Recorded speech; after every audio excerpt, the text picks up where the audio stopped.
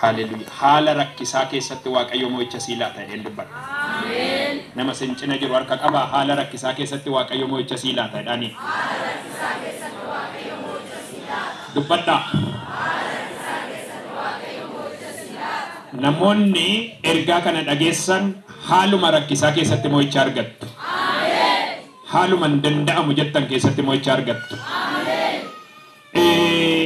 Macaafni qulqulluu macaafa Daani'eel boqonnaa 3 lakkoofsa 1 kaasee gaafa dubbatu akka jedha.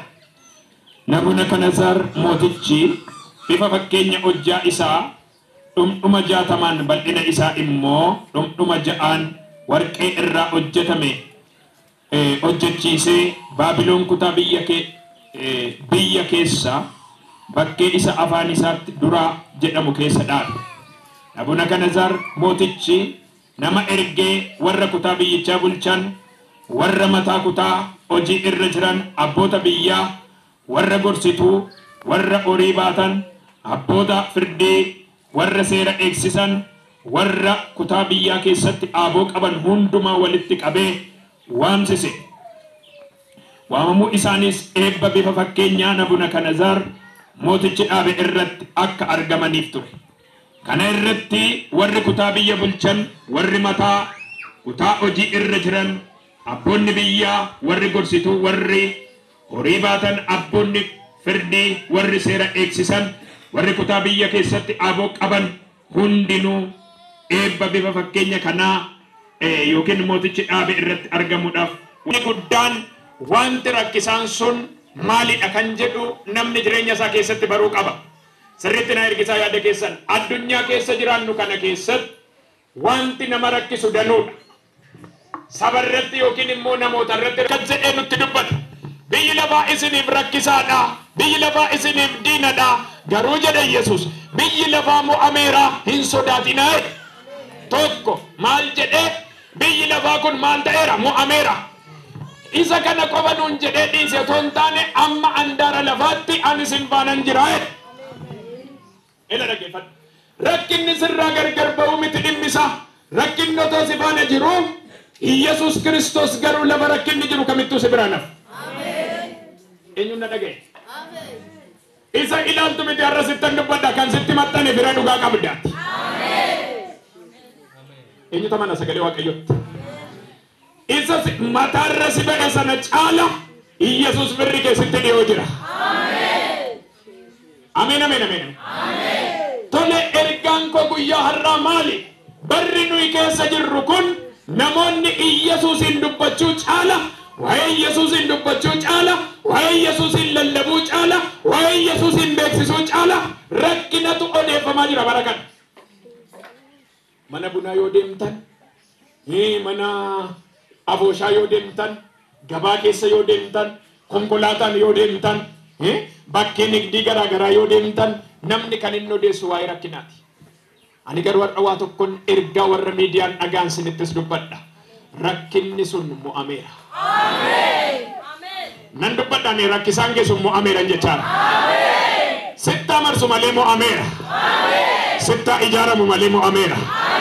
Gidduutti si'a galfatan malee mo'amaniiru.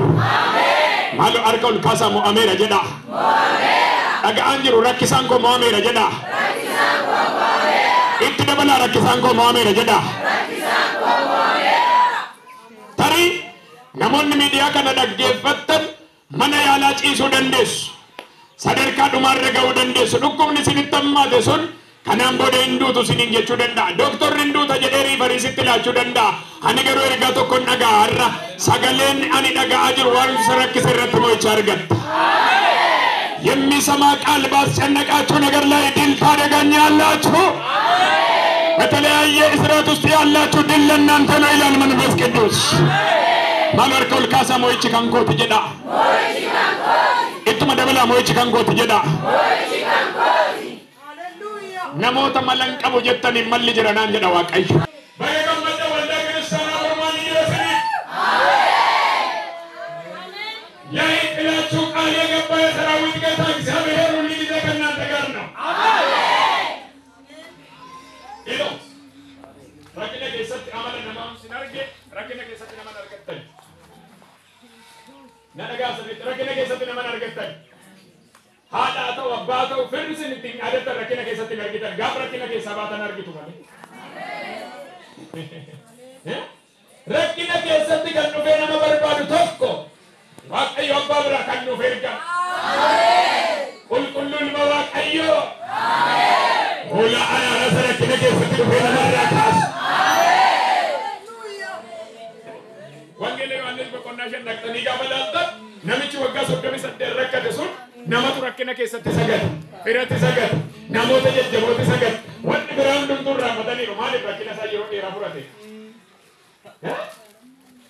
Nagaatu rakkinni ji'a tokko sinirra turraan nama biratti argitanii maali nu too dadhabne irraa maal nu too nuffine irraa maali amma tokko ollaadha kan sin rakkise beektu maali ishiinoo dhibeedhuma himatti maali ishiinoo buufata fayyaa dhaabbatti maali ishiinoo hospitaalli hundumtuu ishuma har'a garuu nan arge ganama akkasii Waaqayyo mo'ichannaa laatu. Jedhani maal jedhaa nan dadhabe nama jedhe nama ta'uu qabu nan argalee jechuudha. Nadagaan kanarra dubbatu ooraadhaas perdeme Messiya. Meerra nu biraa soo deemtee homtuun taanee fi rakkinatti itti dabale malee. Ani garuu waan arge rakkinni nutti dabaluun bilcheessee garuu ulfinaatti nu baasa.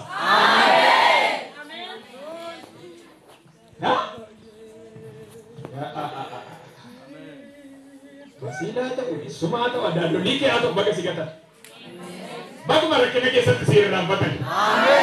Amma garuu rakkina keessaan dhaabaa ta'u ulfina Waaqayyootti siqtu waa arguu jalqabu isaanuu. Nadagaan jirtu waa arguu jalqabu hin jedhe. Waajjiratti waa sitti odeessan miti, ollatti waa odeessan miti, afooyyo keessatti waa odeessan miti. Rakkina kee naannanii waliin dhawwiti humna dhiiga waliin qabsumtee keessaa baataadha. Yesus faana taanaan rakkinni rakkina fakkaatu hin jiru. Eenyu faana taanaan. Mee ameen jedha. Namichi waggaa 38 kun rakkina waggaa 38 qabatee ta'a. የሰላሳ 8 ዓመት ችግር ይዞ ቁጭ ብሏል። ቢሻን ቀርቀረታ ወጋ ላይ ቀንጀ ወጋ 38 ጉቱ ረኪን ይሳራ ገሪባን ነሞን እንደም ተከተል ማለት ነው ያን ፈዩ ሄዱ ነምኖ ቢሻን ሰኔ ፈየገላ ነምኖ ፈየገላ አከንማ ወልዳ መርማርት ሲጀዳኒ ባረ ነገሩ ነመጣላ ያንደ በሬ ደርቦፍ ተኮ አርጌራ Benar kamu diani dugawa kasajirata burriko banana nanaga haida Waaqayyo kan sede akkasuma akka waldaatti marmaarte kanuma waldaa walti siin jedhame har'a garuu galata fuutee galtan nama tokkotti nan dubbadha har'a galata fuutee galtan jedhe hiriyaan sitti qooste sun akka sitti qoostetti fufuun jechaa jiran hiriyaan sitti qooste sun akka sitti qoostetti hin galtuun jechaa jiran waldaan akkasiin jedhe sanan ta'uun jechaa jiran nama tokkoon Aburri kulkullu akkanaan jedhan Yesus warri isinii galee ameen. Haleluuyaa haleluuyaa Yesus faana taanaan rakkinni nuuf karaadha. Ameen ameen ameen. Tokko akkan jedhu innaan kadhadhee rakkinnatti dabala bagasitti dabala. Esa dhaqxaree kadhannaa dhiiste innaan hin kadhanne naa wayyannattu inna seexana faana walii galte kakanaaf cal jedheen kadhadhu bobees inni isaa boba'u garuu abbaa moo'icha argatu tokko argeera nama alaabaa ol qabee dhaabbatu tokko argeera man alaabaa bayyinaa nama ol fageessee qabee dhaabbatu tokko argeera man hoolala seekee argeera alaabaa moo'icha waaqayyo harka keetti galchu ameen jedhu kan mirgaa rakkinni gaaf sinirra turu Waaqayyo na dhiise jedha mala nama. Eessatti si dhiise? Gaafa sin qabdan sin jaallata namni. Annan beeka bara hojii mootummaa dhiisee wangeelaaf ba'u waggaa baay'ee nama barbaadee dhabeera firarraa kaasee. Abbaa koo haa ta'u obbolaa koo haa ta'u galata Waaqayyoo nama obbolaan koo nama 10 nuti hundi isaanii iddoo gurguddaa jiru fuula Waaqayyoon jira. Kanan dhumaa keessatti nama barbaadee dhabe firummaa. Gaafa dhaqee Waaqayyo sinirraa bane garuu abeef fira. Ol jette. Erga kaasiftan dubbadha erga. Ina amantu? Bara kanaa kaasanii warrumti si dagatanu si barbaadu jali qabu. Warrumti si dagatanu si barbaadu jali qabu. Warrumti maqaa kee dagatanu si barbaadu jali qabu. Warra biyya ati jirtu irraanfatan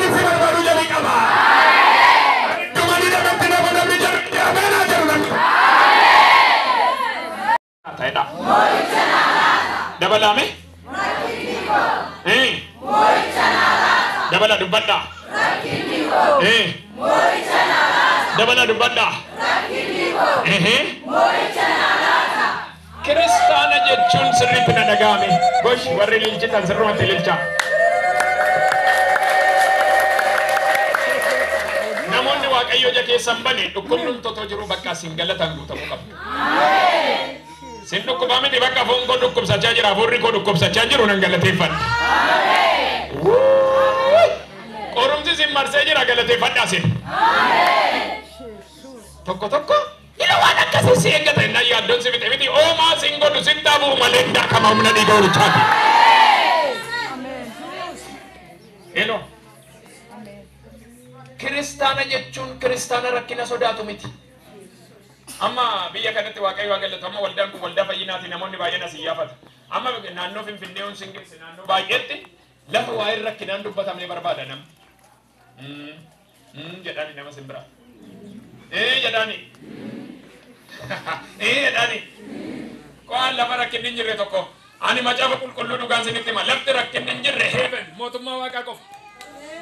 Mee ameen? Ameen. Achitti rakkina yoo barbaadan Yesuus hundeessaa dabarsateera. Ameen. Rakkinni biyya lafaarra jira elo rakkinni jiru garuu rakkina mo'icha sirratti argatu otoo hin taane rakkina mo'ameedha. Ameen. Itti micha keessa ilaali waan mo'ameen sodaatiin jedhi. Waan mo'ameen sodaatiin. Maal ta'e namni hin dubbatu waan mo'ameen sodaatiin jedhi. Waan mo'ameen sodaatiin. Waan mo'ameen sodaatiin. Amma rakkina keessa namni keenya yookiin biyyi keenya maal rakkate beektu waldaa kamuu dhaqxan dhibama baay'atu. Kan dhibee sodaatu dhibeetu sarratti mo'icha argata otoo hin taane dhibeen na ajjeesaa sodaata nama. Dhibeen maal godha? Shi dhukkubni deemee maal godha? Maal godha dhukkubni? Maaliin atti dubbata maal godha? Shi duun inni kun immoo haaraa dhufeera Yesuus du'a gadi qabeerra dhufeera.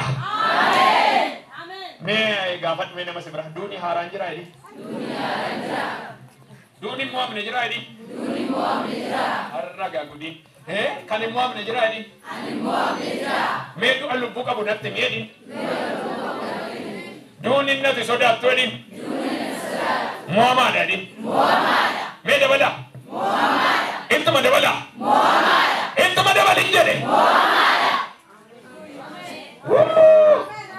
Dukan digdamii afur tokko kaasee gaafa ilaaltan Maariyaam fa'aa duuka buutota muraasa faana dhaqanii iddoo awwaalchaa dhagaa guddaa tokkotu irratti qadaadamee eenyurraa nuu kaasa jedhanii yaaddoo baatanii dhiphina baatanii otoo isaan deemanii dhagaan garagalee argan. Hattuun reeffa isaa furate moon salphanne isa awwaalame caalee nan lakki innoo galiilatti wal agarre isinitti dubbate. Innoo duun isa hin dandeenye warra du'an keessa. Ergaa tokkoon dubbachaa jira harka kaasi. Toora warra du'anii yoo oolte ati jiraataa si keessa jira. Ameen jetta iyyite. Toora rakkinaa yoo oolte waan jiraataa si keessa jira. Namni tokko iyyee jiraataatu na keessa jira jedhu. Jiraataatu na keessa jira. Jiraataatu na keessa jira. Maal jettanii jedhe? Jiraataatu na keessa jira. Maal jettanii? Jiraataatu na keessa jira. Guyyaan gadda kee kuulisiin darba. Sitti dhiinafu. Harka kaasaa mee nan arga. Mee harka kaasaa ergaa narraa fuudha. Hin amantu waan Waaqayyo jedhu. Warrum sitti marsanii humna si dhoowwantu barana dabalee akka keetti galanaan jedha Waaqayyo. Narraa jedhiise. Sagalee Waaqaan asitti raajaa jira akkas naan jedha Waaqayyo warruma humna dhoowwineerraa dadhabsiifneerra jedhanii harka isaaniitti dabarsee jedha. Kan mirganan na dhufanii harka keetti jilbeeffatu jedhanii qabanii. Nuti warra rakkina sodaatu otoo hin taane warra rakkina irratti dhaaba qabudha. Elo ati Yesuus otoo si faana jiru daboroon ta'in abbe. Ittimi Yesuus otoo si faana jiru daboroon ta'in jedhi.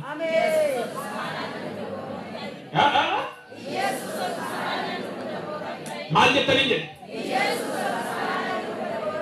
Ay Yesuus. Hela kuna nama ergaan tuke tukaadha lafe. Tokko mana. Baranamma. Hela korra duuni nuun barana nampichine. Barana nampichine. arrabni kee du'a odeessuu banan jiraadhaan odeessu. Buna soo dhaqxee barana duunkoon odumaa. Hachi oddoo diriiraa gabaas biyyeessuusin. Harraba nama tokkoon arge du'a malee odeessitu biyyeessuus barana moona sosodaachisa. Barana moo ijoollee koo gaadaraa moo ijoollee kee bira yuun geessu isheen. Ishiin ijoollee kee waliin fudhattu. Kan kees kan ijoollee kees kan waliin fudhatu tokko isheen eegasiin jedhanii. Harka kaasin arramuuni kan kees kan ijoollee kees bira kees kan waliin fudhate Yesuus ani dhaabbadheen see gara akkuma keessatti. Iskini kan mereka socho serkaki. Raba hasekete leles. Aburri waaqayyo tasnaan dhaabbataan mirga marfamtanii kan jirtan rakkinicha keessatti siniifan dhufanaan jedhe. Isuma fudhamtanii jirtan gidduuttan sinii dhufanaan jedhe Yesuus. Ameen ameen ameen ameen ameen ameen. Siniin dhufa jedhinnaan jedhe Yesuus. Sinan gaggaba jedhinnaan jedhe Yesuus. Simbiranganaan jedhe Yesuus. Harkan sin qabanaan jedhe Yesuus.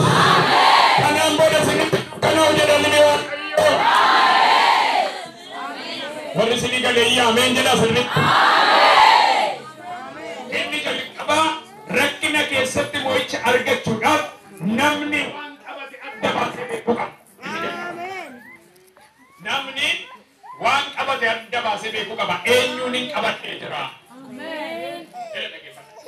Tokko rakkina keessatti fira isaa qabate. Tokko rakkina isaa keessatti birrii isaa qabate. Tokko moollaa tokkata. Rakkina keessatti inni angabaa rakkina keessaa ba'uuf kan sin gargaaru Yesuusitti of kennu. Eenyu kan jedhe? Ofii kee harkaas ba'uu qabda. Qabeenya kee harkaa ba'uu qabda. Fira kee harkaa ba'uu qabda. Tarii gurguddoota immoo fira iddoo biraa qabda. Yoo ta'e isaanis lafatti dabalamu gatiin qabani. Ani garuu ergaa tokko sitti hima. Kan du'a injifatetti harka kee kennu.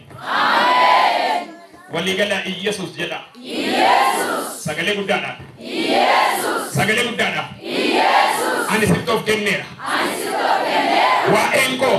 Waa'een koo. Itti gaafatamummaa guutuu. Itti gaafatamummaa guutuu. Harka kee jira. Harka gaafatamummaa. Sitti of laadheera. Sitti of laadheera. Ameen haa jedhu namni galeeffatu.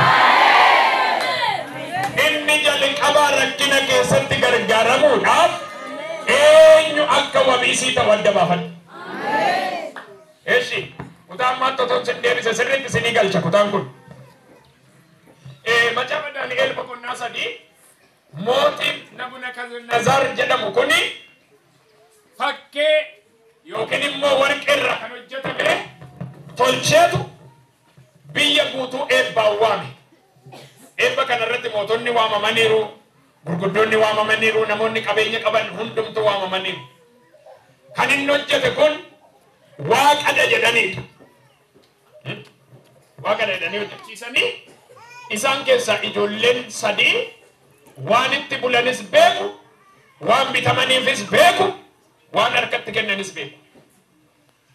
Abdineego Mishaak Sidraak akkas jedhan namni waan barbaadetti yoo bulee nuti garuu waaqayyo isa uumaa keenya isa ganamaatti bulla.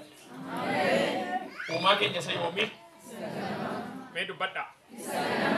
Uumaa keenya isa yoomi? Harka ol kaasaame. Isa ollaadha kaleessa dheengadda qamadii faana dhufe siin jettu miti uumaa ganamaa kan qabate nuyiidha. Mee harka ol kaasaa. Durii kaasee dhalootatti hojiinsaa beekamaa kan ta'e Yesuusin qabate kan jiru nuyiidha. Kan hin banne kan qabate ana dhedhime.